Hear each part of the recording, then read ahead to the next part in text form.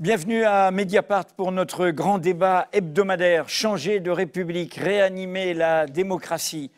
On ne peut pas choisir meilleur thème avec le spectacle de crise politique, de crise sourde de régime qui illustre cette campagne présidentielle où rien ne se passe comme prévu parce que plus rien ne peut continuer comme avant.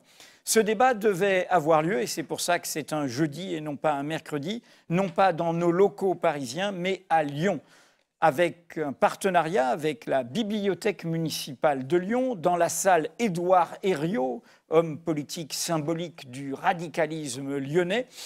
Et hélas, à la dernière minute, nous avons dû rapatrier ce débat de Lyon à Paris.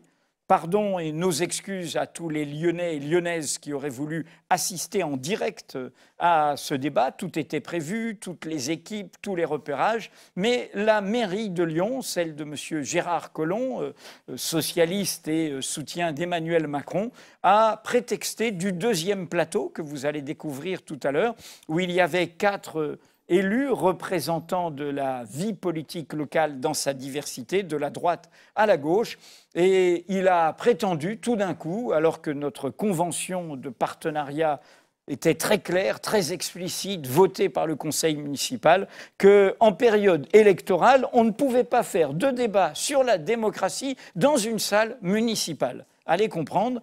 Il y a eu des protestations, et je cite notamment la protestation de l'élu républicain, les Républicains, Stéphane Guillan, chef de l'opposition municipale, qui a parlé d'une conception bien spécieuse de la démocratie par le maire de Lyon, s'étonnant de l'annulation d'un débat pluraliste pour cause de campagne électorale, se demandant si certains des débatteurs ne convenaient pas au maire de Lyon et concluant « drôle de conception de la démocratie ».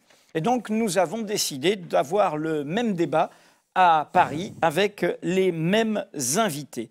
Et nous commençons donc avec ce premier plateau où nous avons 4 invités, 2 universitaires et 2 journalistes de Mediapart. Je commence par vous, Paul Aliès. Vous êtes l'auteur de ce livre, Le rêve d'autre chose, changer la République ou changer de République, qui est paru aux éditions Don Quichotte, dont j'ai accepté de faire la préface parce que c'est un livre qui est né de ce que tous les abonnés de Mediapart peuvent découvrir, votre blog.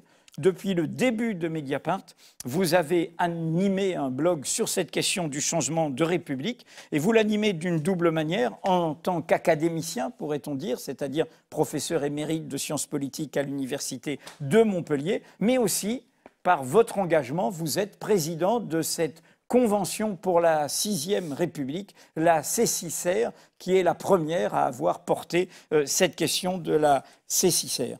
Et puis, il y a Dominique Rousseau, vous êtes vous aussi un universitaire, professeur de droit constitutionnel à Paris 1, Panthéon-Sorbonne. Alors, par crainte du conflit d'intérêts, comme Paul Aliès était blogueur, c'est sa première visite, mais vous, en revanche, vous êtes venu très souvent pour votre livre « Radicaliser la démocratie ». Il y a eu un débat ici. Vous avez participé et fait des interviews, puisque vous avez participé à la commission Jospin, sur laquelle vous avez eu un regard critique au début du quinquennat Hollande, qui normalement devait réformer les institutions.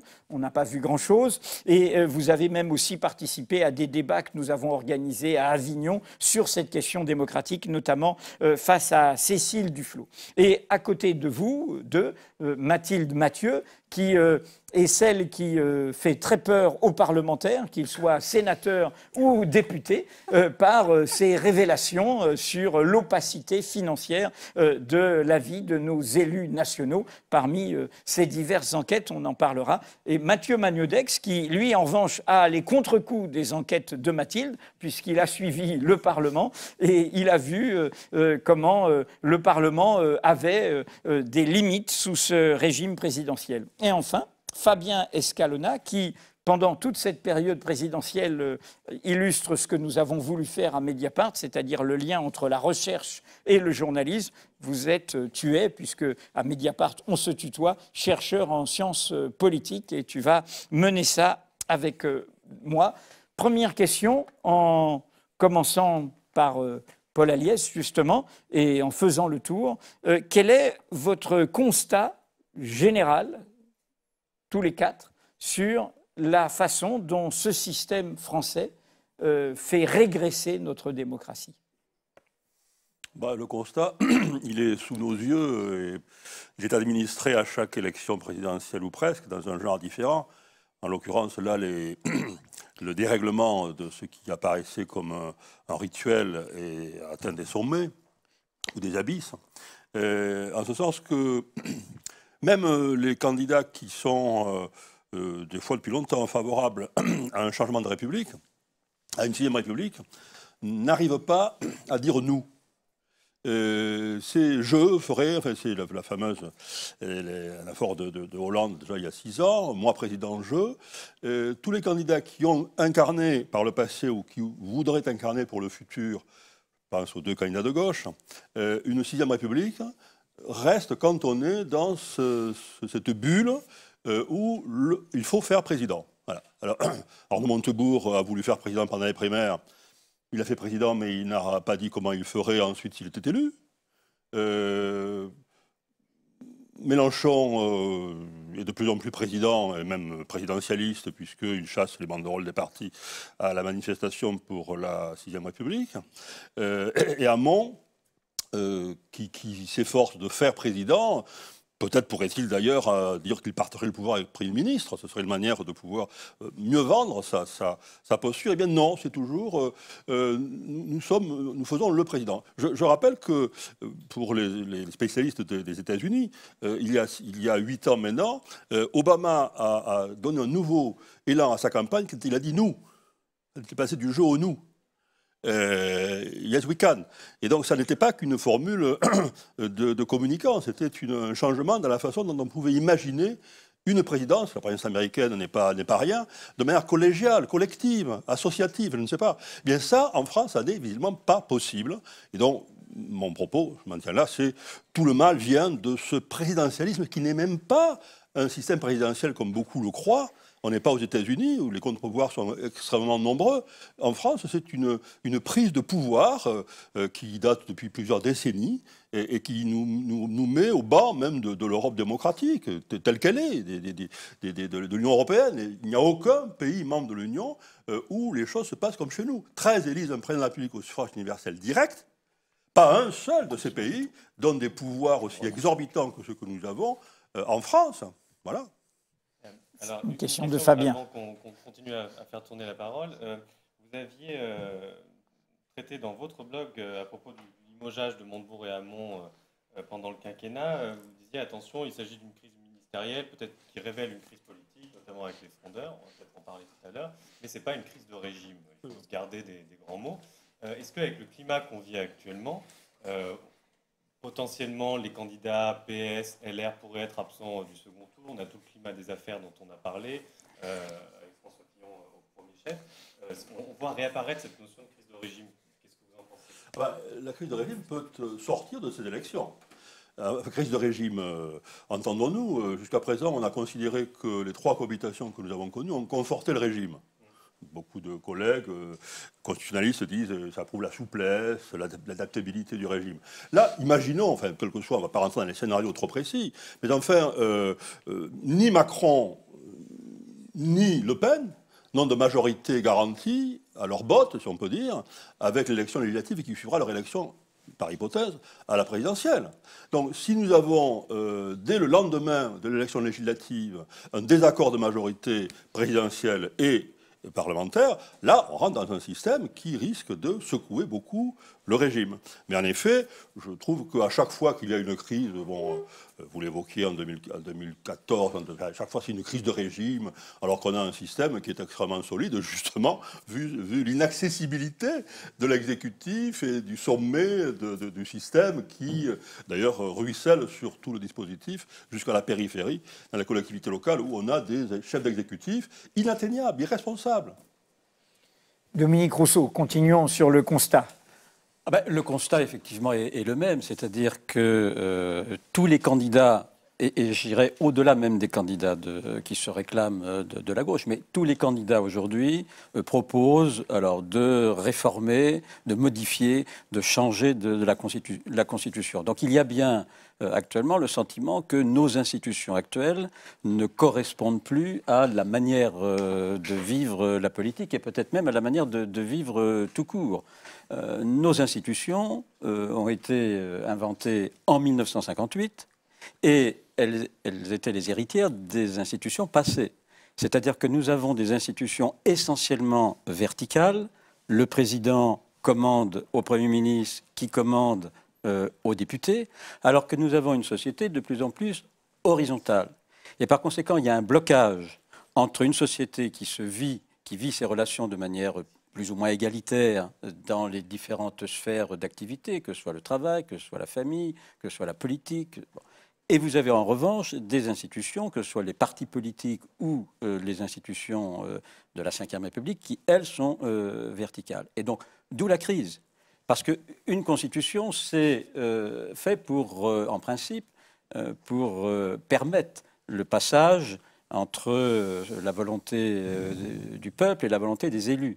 La Constitution, c'est des canaux, hein, c'est des canaux de communication pour aller du bas vers le haut et puis du haut vers le bas. Or, aujourd'hui, on voit bien que ces canaux sont bouchés. Ces canaux sont bouchés, c'est-à-dire la Constitution de la Ve République, de manière générale, qui était chargée d'assurer la liberté du peuple. En réalité, actuellement, elle assure la liberté des gouvernants. La Constitution est devenue un bouclier qui permet aux gouvernants de se protéger, comme ils disent souvent, des secousses. Heureusement qu'on a la Constitution. Parce que la Constitution assure la stabilité. Mais la stabilité par rapport à quoi? La stabilité précisément par rapport aux expressions populaires, soit dans les élections locales ou nationales ou dans les manifestations de rue. Donc, on a aujourd'hui une Ve République qui fonctionne pour protéger les élus, alors que l'objet d'une Constitution, c'est de protéger le peuple contre les abus éventuels des élus. Le peuple délègue son pouvoir à des élus. Mais en échange, le peuple dit aux élus, vous allez exercer le pouvoir dans le cadre des principes constitutionnels qui font le vivre ensemble. Et là, on voit qu'aujourd'hui, notre Constitution de la Ve République bloque le passage entre les citoyens et les élus. Notre Constitution, mais pas seulement, parce que c'est vrai que le président de la République a d'énormes pouvoirs, mais il y a une sorte de présidentialisation aussi dans les régimes parlementaires.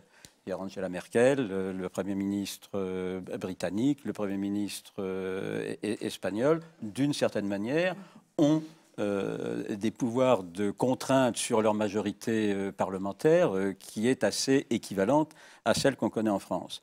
Je pense que c'est moins la structure constitutionnelle de la Ve République qui est en jeu que le fait que dans la Constitution française, comme dans beaucoup d'autres constitutions européennes, le peuple reste à l'écart du processus de fabrication de la loi.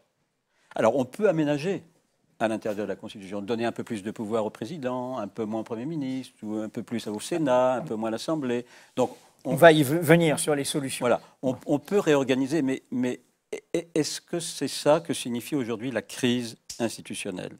La crise institutionnelle aujourd'hui, c'est cette espèce de blocage entre les citoyens et les élus. Et par conséquent, pour tourner ce blocage, on voit bien que les citoyens essaient de multiples moyens, sauvages, désordonnés, qui fleurissent de partout. Bon. Comment, sur le plan constitutionnel, redonner une place déterminante aux citoyens dans la formation de la loi? On va voir ça dans un petit temps, mais je crois que Fabien avait une question à vous poser pour poursuivre un petit peu. Oui, alors sans aller trop sur les solutions, puisque le débat va s'engager un petit peu plus tard sur ce plateau, mais je voulais aussi citer, un peu pour le plaisir aussi, l'exergue de votre livre « Radicaliser la démocratie ». C'est un philosophe qui s'appelle John Dewey. Grande figure du pragmatisme démocratique américain. Voilà. Et donc, qui écrit « La démocratie n'est pas une abstraction mathématique, mais une expérience vivante du peuple ». Donc, ça recoupe aussi beaucoup de choses de ce que vous dites, c'est non seulement les structures, et puis aussi les cultures démocratiques. Est-ce que, Paul Ayès a commencé à évoquer les positions des différents candidats, est-ce que dans cette campagne, vous voyez des candidats qui vous paraissent porter des propositions pour faire que la démocratie soit une expérience vivante et pas juste un bricolage technicien sur la Constitution? Oui, je veux dire, dans le programme de Mélenchon, dans le programme de Hamon, y compris dans le programme de Macron, il y a des éléments, par exemple la proportionnelle, alors certains intégrales, d'autres partiels, il y a des éléments qui permettraient de donner, avec la proportionnelle par exemple, une respiration plus grande de la démocratie par la présence dans les assemblées représentatives de tous les principaux courants politiques.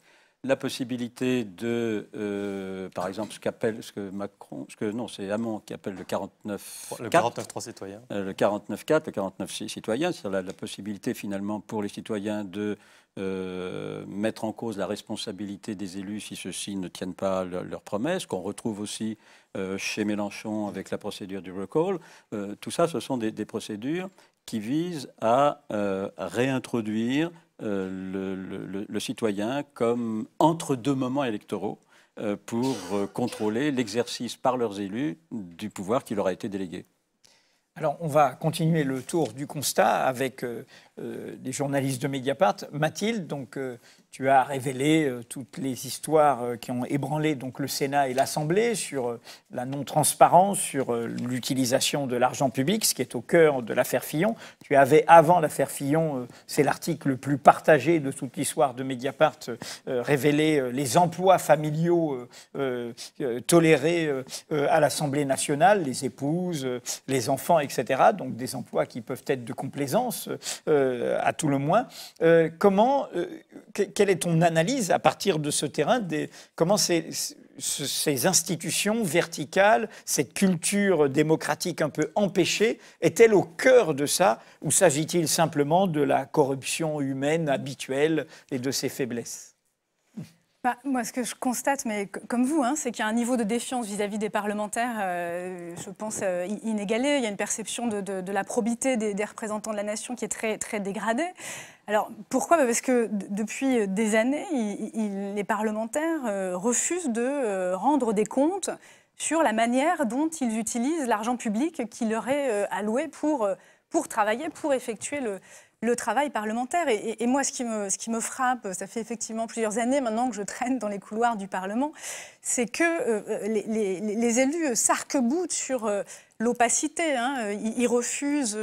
alors, il y a eu des avancées en termes de transparence, mais ils refusent toujours le moindre contrôle interne ou externe sur ce qu'ils font de cet argent public. Alors, l'argument avancé est toujours le même, c'est celui de l'autonomie du Parlement, de la séparation des pouvoirs.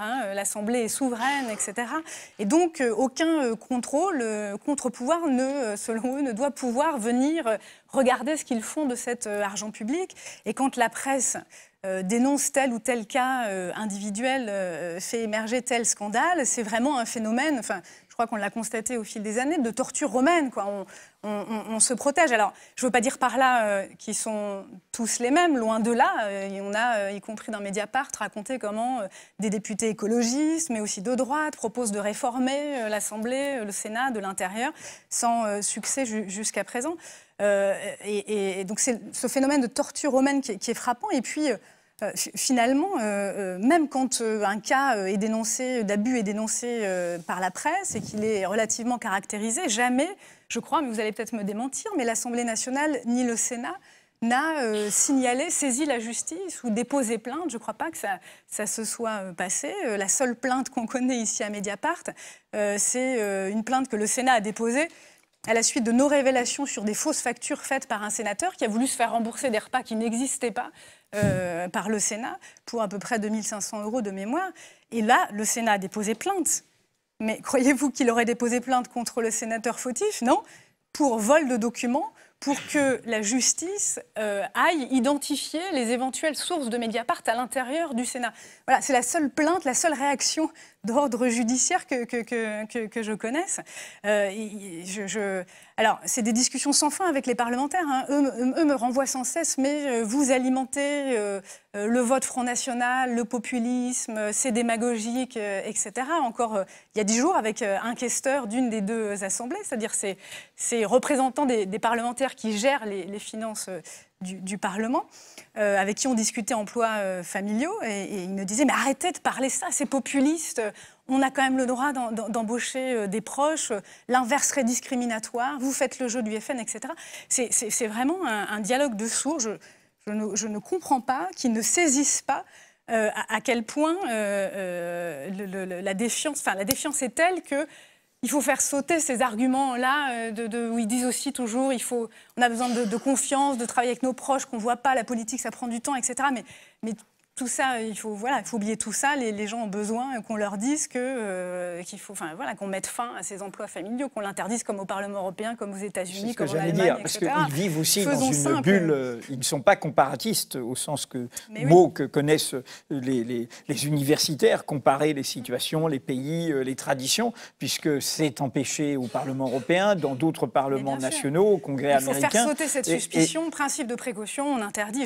On publie un article ce soir. On a demandé à une douzaine de journalistes étrangers leur réaction sur l'affaire Fillon. Et en clair, c'est accablant pour nous. C'est une honte française. C'est-à-dire sur le fait que, c'est résumé par Fabrice Arfi qui en a fait la synthèse, ils ne comprennent pas qu'un homme politique visé par la justice anticorruption qui a menti éhontément aux citoyens et à la presse puisse continuer sa campagne pour la présidence de la République comme si de rien n'était. Pour eux, c'est un événement inconcevable à domicile. Ah oui.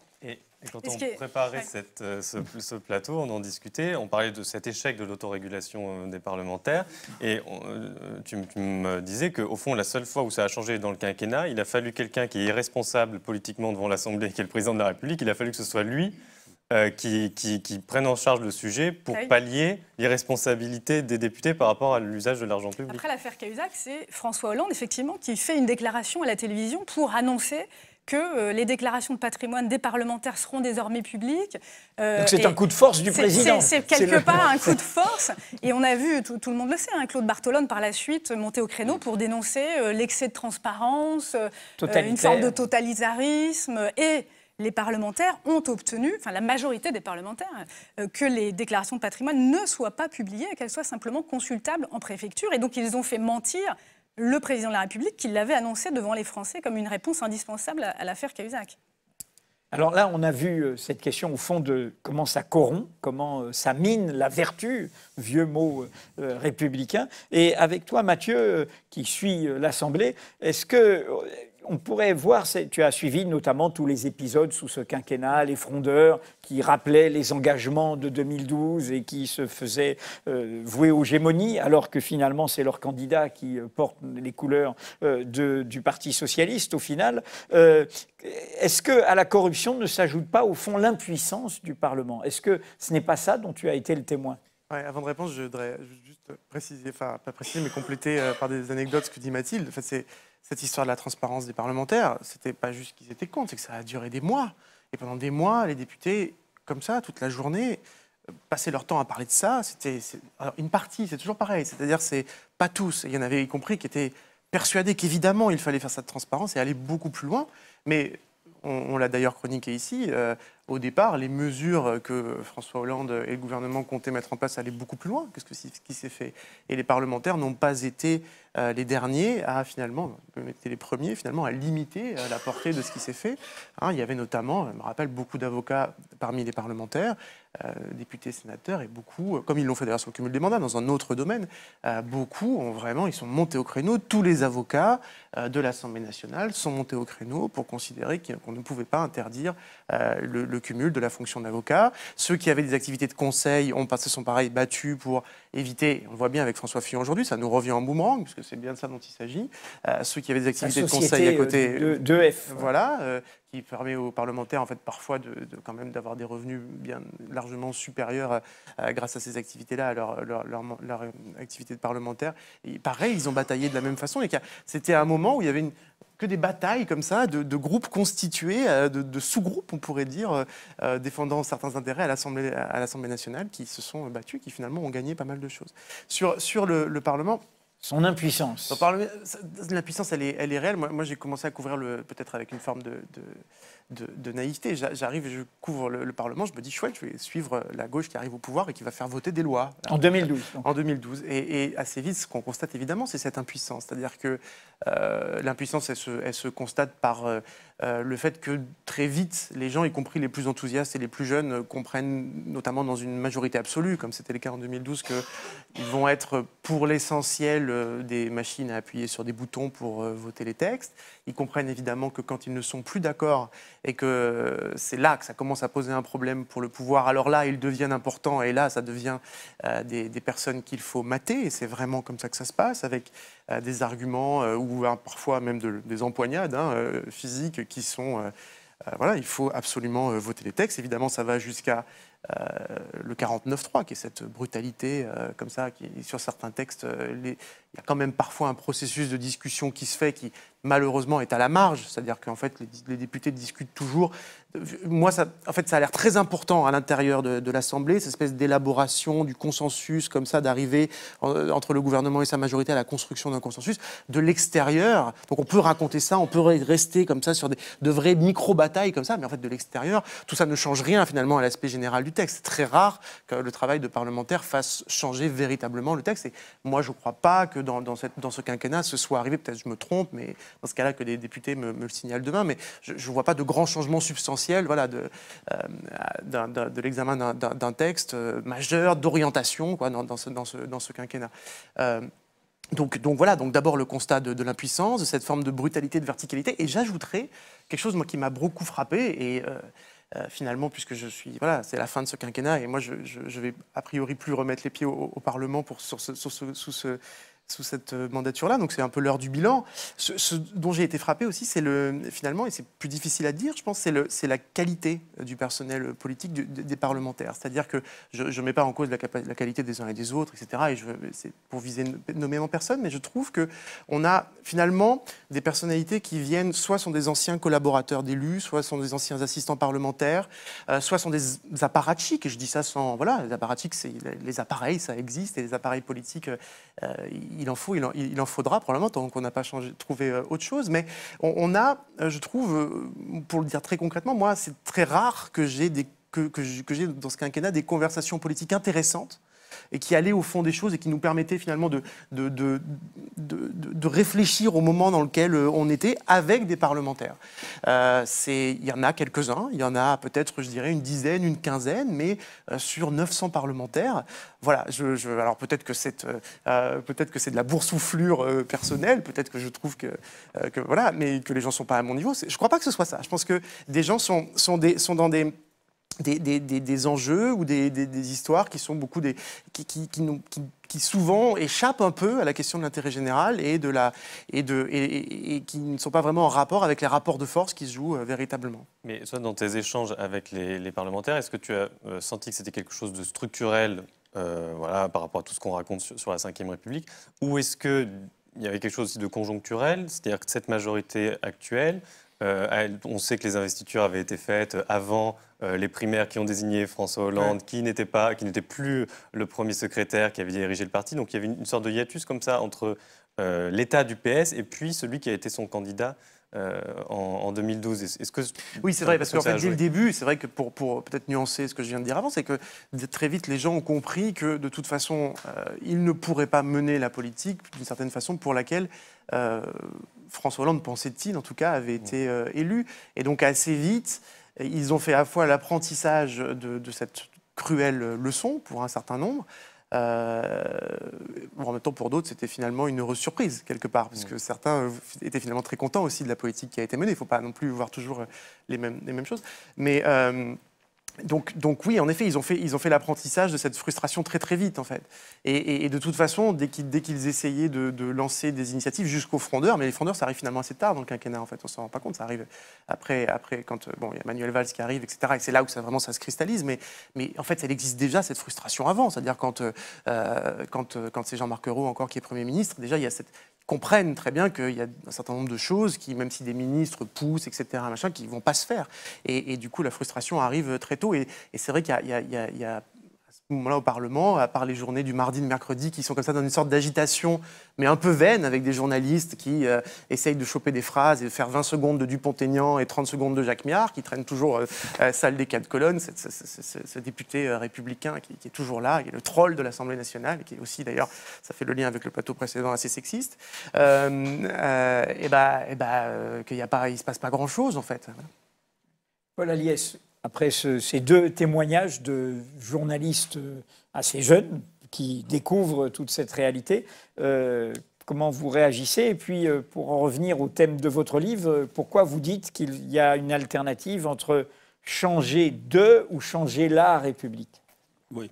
Ce que dit Mathieu Magnodex, qui n'était pas né quand la Ve République est née, renvoie à un problème supplémentaire qui est celui de la majorité parlementaire. C'est-à-dire qu'en 1958, le président reçoit de nouveaux pouvoirs, bien qu'il ait à composer, c'est un des problèmes et un des intérêts quand même, cette Constitution, avec le Parlement. Il ne peut pas gouverner, c'est pas comme aux États-Unis, il ne peut pas présider sans le Parlement. Alors, quand il a une majorité, le président gouverne, mais il y avait cette idée que les majorités en France parlementaires étaient instables, renversaient la 4ème République, tous les gouvernements tous les 6 mois. Et donc, on a voulu discipliner la majorité, avec toute une série de moyens, le mode de scrutin, mais aussi des dispositifs très nombreux dans le règlement de l'Assemblée nationale. Je signale que Jean-Jacques Urvoas avait fait un rapport pour Terra Nova avant 2012. L'actuel ministre de la Justice. Il ciblait 12 mesures qui avaient été greffées, alimentées, ajoutées sous Sarkozy au règlement de l'Assemblée et qu'il faudrait supprimer. Eh bien, la majorité, depuis 5 ans, le gouvernement a utilisé toutes ces mesures, il n'y en a pas une seule qui les laissée de côté. C'est-à-dire que dans l'opposition, ils considéraient que c'était des mesures qui jugulaient le Parlement. Et toutes ont été, il y avait qu'il fallait les abroger, ils les ont toutes appliquées. Il n'y a pas que 49.3, là, ce sont des mesures. Dominique pourrait donner c'est un coup à aller chez soi, hein, là, et à ne pas voter. Le paradoxe, c'est que quels que soient les efforts que nous fassions, que les réformateurs font, pour avoir une majorité qui respire, après tout, une proportionnelle intégrale pourrait donner une majorité. La majorité dans ce système est faite pour l'enfermer dans le soutien au gouvernement. C'est-à-dire qu'une majorité parlementaire ne sert pas à mieux voter la loi ou à mieux contrôler le gouvernement, elle sert à conforter un gouvernement qui n'est responsable que devant le président. C'est hallucinant, on ne voit ça nulle part ailleurs au monde. On a une fausse responsabilité, on a une irresponsabilité qui est non seulement celle du président que je dénonçais tout à l'heure, mais une irresponsabilité organique du Premier ministre et des ministres qui font ce qu'ils veulent. Et quand ils sont un peu gênés, ils ont le 49.3. On a vu là en rafale, tirer en rafale, ce calibre qui est tiré en rafale a donné quand même des résultats sans précédent, puisqu'il a été utilisé non seulement contre la majorité en question, mais contre la rue, contre le peuple. Donc on a un système dangereux. Alors voilà pourquoi, je viens à la question, je pense qu'on peut raisonner. Moi, comme le dit un collègue qui est président de la Fondation de sciences politiques, Olivier Duhamel, je prends tout pour réformer. Je suis d'accord, on est tous d'accord. On pourrait réformer, par exemple, si les candidats de gauche qu'évoquait Dominique Rousseau nous disaient, le lendemain où je suis élu, voilà comment je reviens au texte de 58, voilà comment j'applique l'article 20 et 21, comment le gouvernement, le Premier ministre va pouvoir gouverner. Ah oui, responsable devant l'Assemblée nationale, et moi je n'interviendrai pas. Ça ferait du neuf, quoi. Et c'est de l'ancien, hein, c'est 1958, c'est la lettre de la Constitution. Bon. Même ça, ces candidats ne le disent pas. Tellement ils sont pris, encore une fois, dans la bulle, je veux faire président, je fais président. Il faut qu'on croit que je peux être président sur ce pinacle où on consomme tous les pouvoirs. Donc, en rapport de cette histoire, je crois que c'est très profond, cette histoire-là. Ça remonte au bonapartisme. C'est-à-dire qu'on a quand même eu, au total, j'ai fait le compte là, 99 ans de régime bonapartiste. sous des formes... Depuis la Révolution française. Et il n'y a eu que 89 ans de régime parlementaire. Quand on dit que la France a tant pâti, etc., bien qu'il faudrait tirer les bilans d'un régime parlementaire, y compris sur le plan social, la 4ème République. On peut être impitoyable sur Guy Mollet et l'Algérie, mais le bilan social de Guy Mollet est plus important que celui de Hollande. Ben oui. Bon, donc, c'est quand même plus compliqué que ce que l'on dit, et toujours est-il que cette atrophie du système politique que nous avons de la Ve République tue tout effort démocratique, même quand il est incrémentaliste, c'est-à-dire quand on fait des petites réformes pragmatiques. J'évoquais donc ce que des voient, c'était des mesures que même l'opinion ne connaît pas, dans la technique de gestion des débats à l'Assemblée. Même ça, on n'arrive pas... Enfin, on n'arrive pas à le faire passer. Alors moi, je veux bien qu'il y ait une version qui a été celle, en fait, qu'a donnée Jospin quand il a eu son quinquennat, où il a fait il y a une très bonne cohabitation. Ce qui est maintenant su, c'est que le 15 juillet 1997, le Conseil des ministres, Jospin, vient devant Chirac et dit, voilà, mon périmètre. Et son périmètre, il le tient de la lettre de la Constitution. L'article 21, c'est le gouvernement qui... Et Chirac ne peut rien répondre. Et on a un quinquennat, effectivement, de Jospin. Je ne parle pas des mesures elles-mêmes, mais de l'équilibre des pouvoirs qui a beaucoup plu aux Français. Je rappelle quand même une chose qu'aucun des politiques ne veut rappeler. Les sondages d'opinion ex post sur les bilans des cohabitations sont tous très favorables. Les Français ont beaucoup aimé les cohabitations, parce que le pouvoir était partagé entre le Premier ministre et le Président de la République.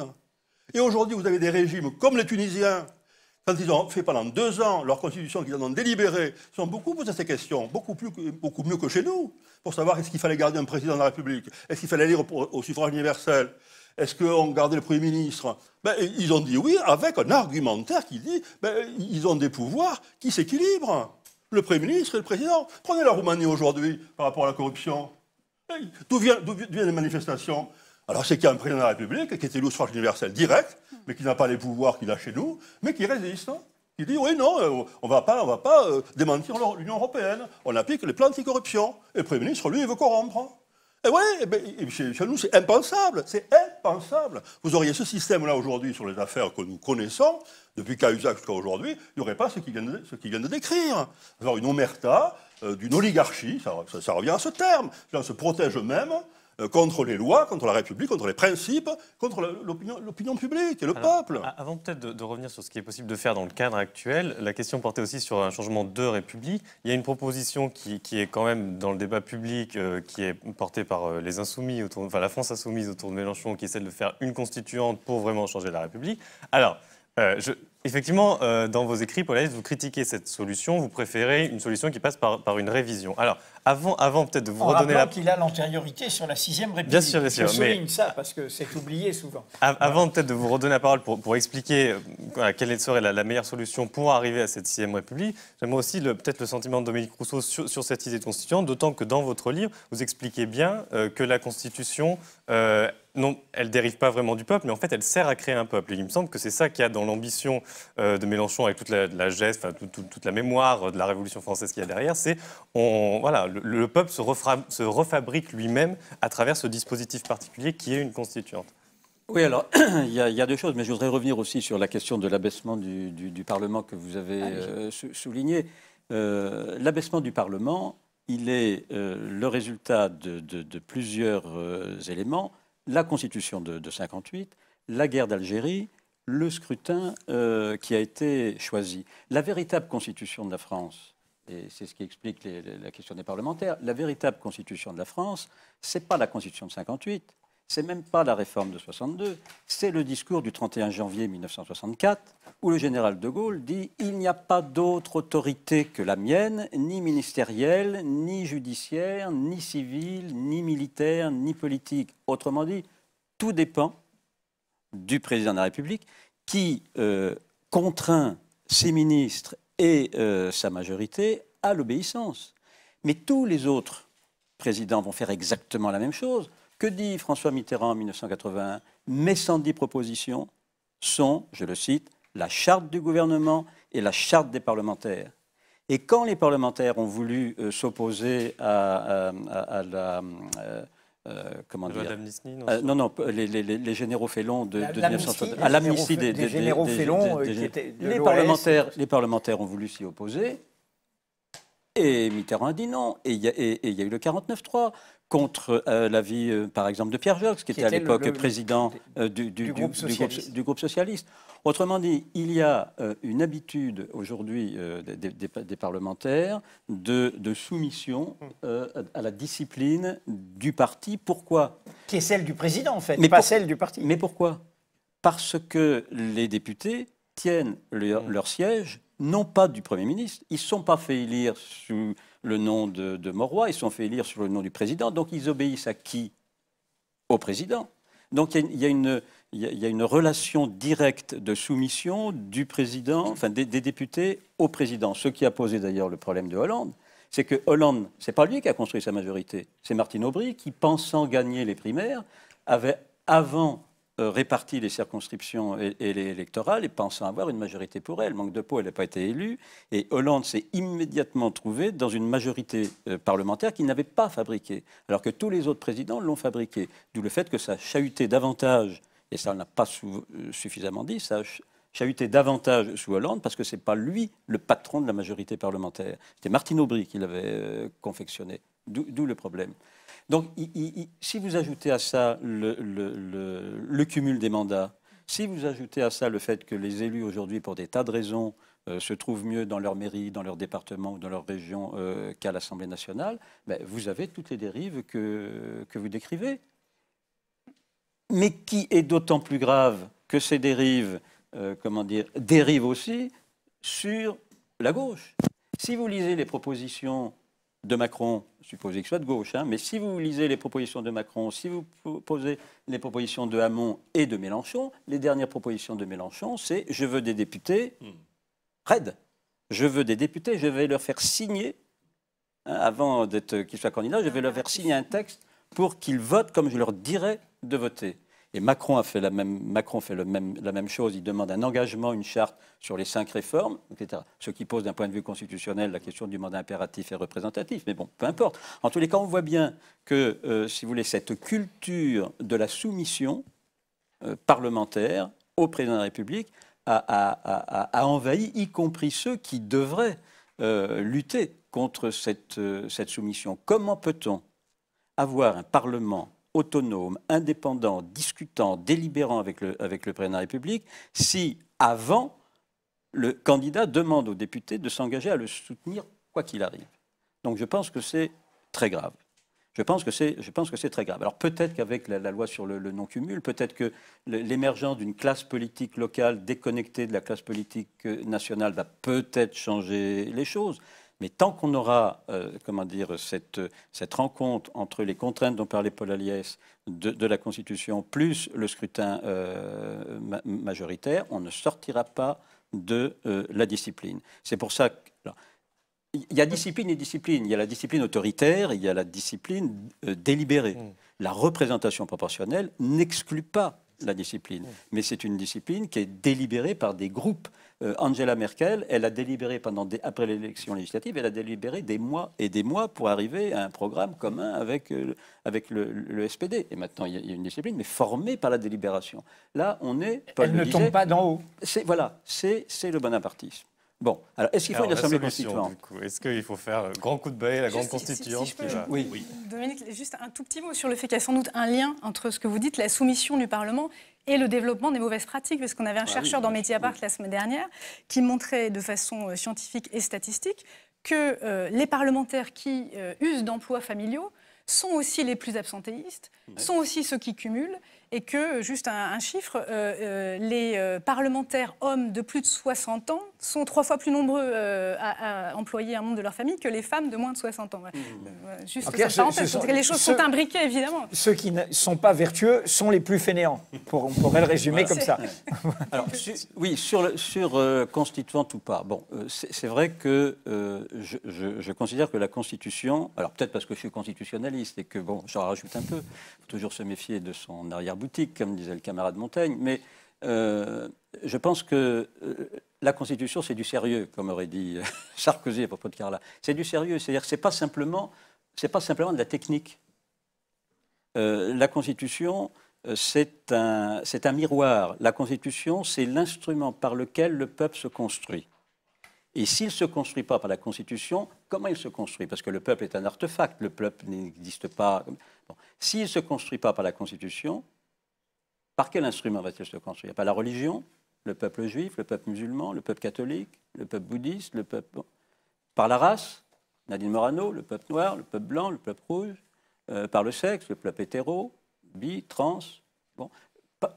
Le droit et la Constitution restent, de mon point de vue, et je n'oublie pas que je suis constitutionnaliste en disant ça, reste de mon point de vue l'instrument le plus proche de ce à quoi je crois encore, c'est la philosophie des Lumières, l'universalisable des droits fondamentaux. Et c'est pour ça que le texte de la Constitution, enfin, rédiger une Constitution, c'est pas n'importe quoi. Paul disait tout à l'heure sur la Constitution tunisienne, ils ont passé 2 ans de discuter. Et pour discuter de quoi? La question qui était posée, c'est est-ce qu'on fait une Constitution pour les croyants? Absolument. Ou est-ce qu'on fait une Constitution pour les citoyens? Dans la première mouture de la Constitution, ça va vous intéresser, dans le premier projet de Constitution tunisienne, il était écrit la femme est le complément de l'homme. Et il a fallu toute la mobilisation des femmes tunisiennes, depuis Bourguiba et le statut de la femme de 59, pour faire basculer et faire inscrire dans la Constitution le principe de l'égalité entre les hommes et les femmes. Donc vous voyez bien, c'est un miroir où la Constitution disait que la femme était le complément de l'homme et les femmes lisant la Constitution se verraient comme un complément, ou bien elles se voient comme égales. J'ai regardé le programme de réforme constitutionnelle de Marine Le Pen. Alors, c'est un miroir, c'est-à-dire avec Marine Le Pen, on passe de la République à l'État français. Toutes les propositions... Vous voulez dire l'État français de Vichy, une version autoritaire, toutes les propositions identitaire. De Marine Le Pen consistent à supprimer tout ce qui fait de la Constitution, tout ce qui a constitué le peuple comme peuple français. Elle supprime l'égalité pour la préférence nationale, elle supprime l'Union européenne pour remettre la souveraineté uniquement de la France. Bon, elle va à l'encontre de tout ce qui est la tradition républicaine. Donc son programme, c'est bien un miroir. Elle veut une autre image de la France. Elle veut l'État français, elle veut plus la République. Et ça me paraît grave. Une constituante ou pas? Là, moi, l'histoire que je regarde un peu, je suis un peu dubitatif parce que, évidemment, tout est possible dans l'histoire, mais si on regarde l'histoire française ou l'histoire étrangère, on constate qu'il n'y a eu constituante, au sens fort du terme, il n'y a eu constituante que précisément lorsqu'il a eu besoin de reconstituer un pays. Et il y a eu constituante, c'est-à-dire après les guerres, après les révolutions, et après les coups d'État. On fait une constituante après 89, après 1848, on fait une constituante après la chute de l'Empire, 1870, on fait une constituante après le coup d'État du général de Gaulle en mai 1958, on fait une nouvelle constitution en Tunisie après avoir viré Ben Ali, dans les pays d'Europe de l'Est et d'Europe de l'Ouest, au Portugal, en Grèce et en Espagne. Autrement dit, il est rare, ce que je veux dire, c'est qu'il est rare Enfin, il est rare, sauf à... On ne reconstruit pas une société à froid. Il faut qu'il y ait, je vous dis, guerre, révolution, coup d'État. C'est pour ça que je suis assez hésitant, mais la discussion est là pour éventuellement me faire changer d'avis. Je suis assez hésitant sur l'idée d'une assemblée constituante visant à rédiger la Constitution. En revanche, ce qu'on a dit tout à l'heure, je pense qu'il est effectivement urgent de modifier un certain nombre d'articles importants de la Constitution. On y reviendra peut-être. Je vous signale quand même que Nicolas Sarkozy, en 2008, a changé près de la moitié des articles de la Constitution, près de la moitié des articles... En réunissant le Congrès à Versailles. De la Constitution, en réunissant le Congrès à Versailles. Et on peut parfaitement, le nouveau président de la République peut parfaitement reconstituer une commission avec des citoyens tirés au sort, avec des élus, avec des membres de la société civile. Rien n'oblige le nouveau président à faire une commission composée uniquement de professeurs de droit.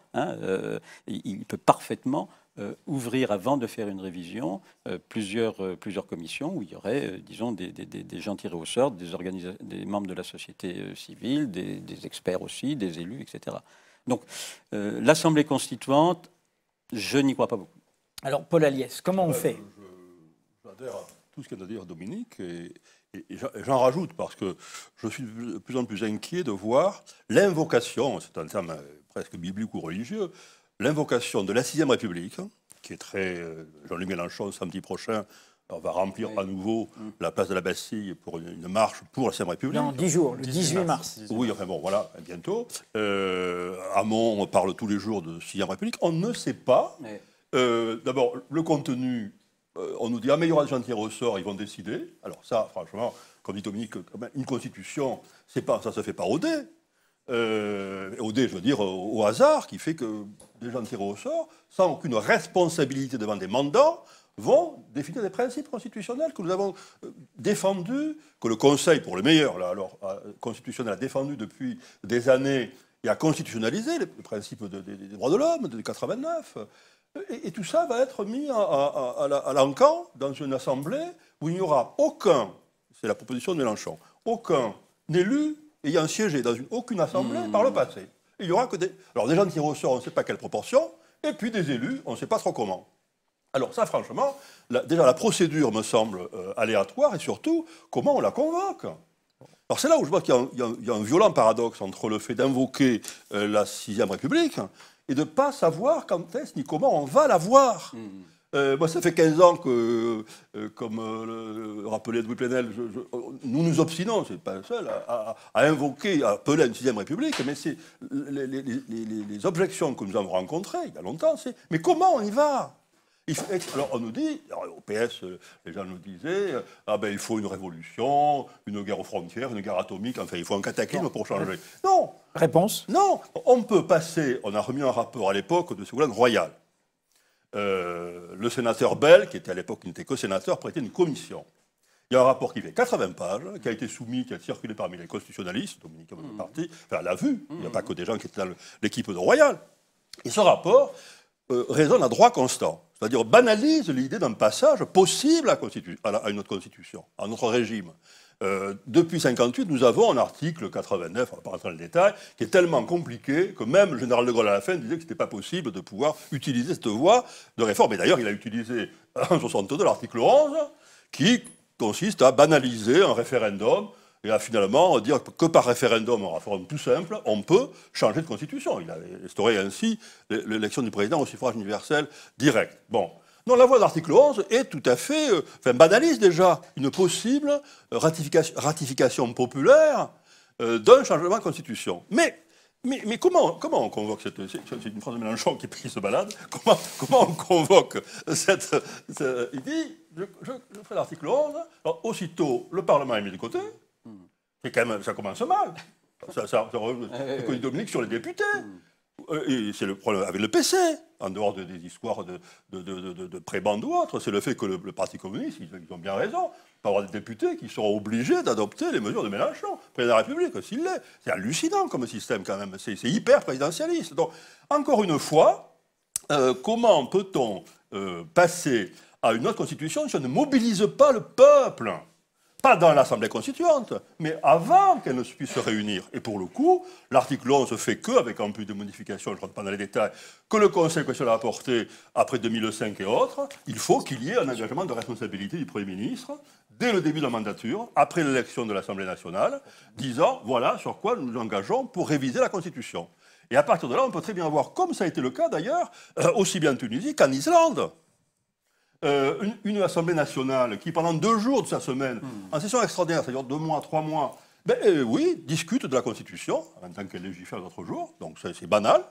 Et en même temps, vous avez un forum national que le garde des Sceaux, c'est son titre et c'est sa fonction, pilote avec un comité d'une 50aine de personnes, il y a des élus, des experts, des constitutionnalistes, des gens tirés au sort, et qui va sur Internet et qui, tous les jours, met en débat des sujets qui feront l'objet d'une rédaction constitutionnelle.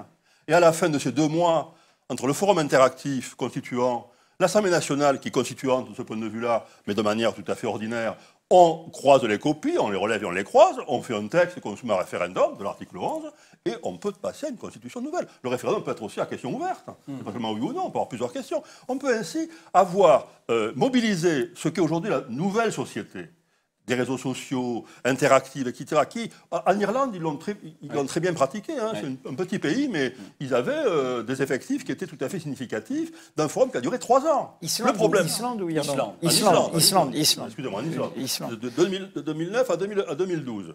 Le problème en Islande, c'est intéressant, c'est qu'ils ont fait ce forum qui a très bien marché, qui a été très très productif. Mais ils ont oublié l'Assemblée nationale. Et arrivé au bout des 3 ans, ils avaient un texte, il y avait 1000 pages, hein, enfin pas la Constitution, mais de synthèse. Ils ont eu un texte tout à fait intéressant, de Constitution démocratique, mais le Parlement a dit on verra plus tard.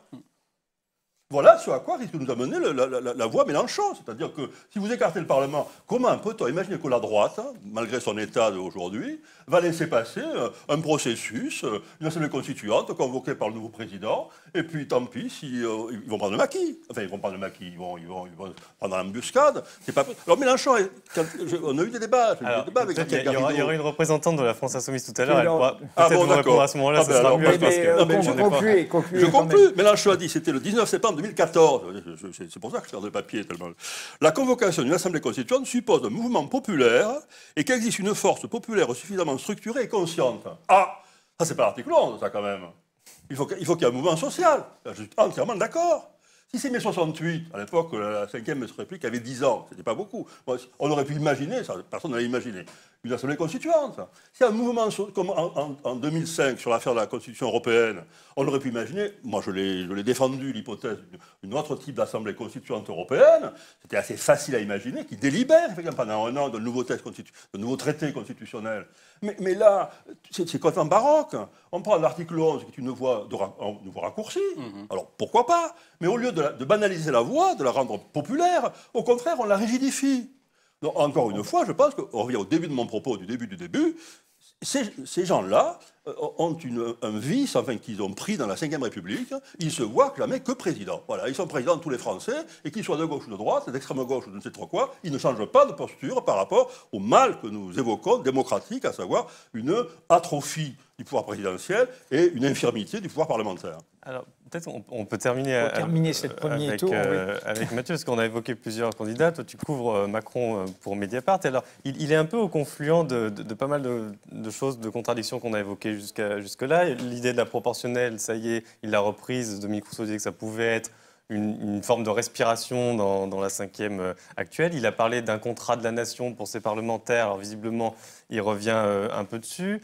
Donc, comment toi, tu vois sa vision du pouvoir et sa vision du régime? Il n'a jamais dit qu'il voulait une 6e République, lui, ça c'est clair. Mais on sent bien qu'il y a une tension, parce qu'il sent bien aussi que sa majorité va être composite. Même s'il en a une, elle sera forcément hétéroclite.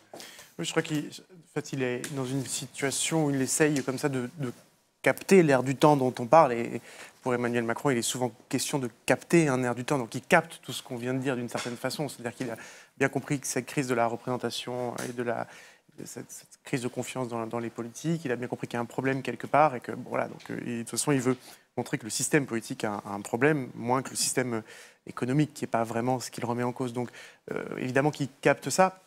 Après, on est sur, il y a des choses, hein, je pense, d'ailleurs, il y a beaucoup, comme vous l'avez dit, il y a beaucoup de candidats, y compris à droite, enfin, qui proposent des changements, parce qu'ils ont bien compris la même chose.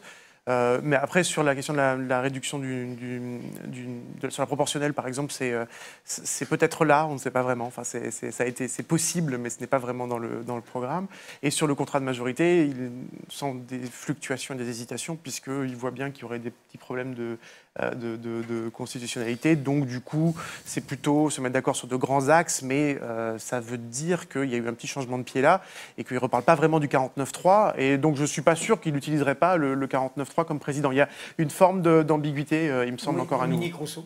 Alors, je ne sais pas évidemment ce qui se passerait si Emmanuel Macron était élu, mais paradoxalement, et l'histoire aime bien s'amuser avec nous, paradoxalement, son élection pourrait déboucher sur une autre forme de système politique.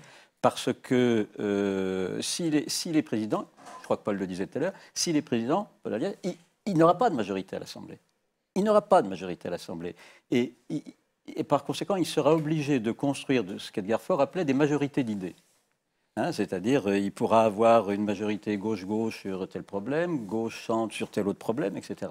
Et donc, paradoxalement, c'est celui qui parle peut-être le moins de 6e République ou de changer, qui, par les contraintes ou par la configuration de son élection, se trouvant sans majorité, sera obligé sans arrêt de construire des majorités parlementaires. Si vous ajoutez à ça une dose de proportionnel, alors évidemment pas pour l'Assemblée actuelle, vous avez là tous les ingrédients pour un fonctionnement, disons, moins présidentiel et plus parlementaire de la Ve République. Dernière question, Mathilde et peut-être Mathieu. Comme on parlait des parlementaires, on parlait de toutes vos enquêtes.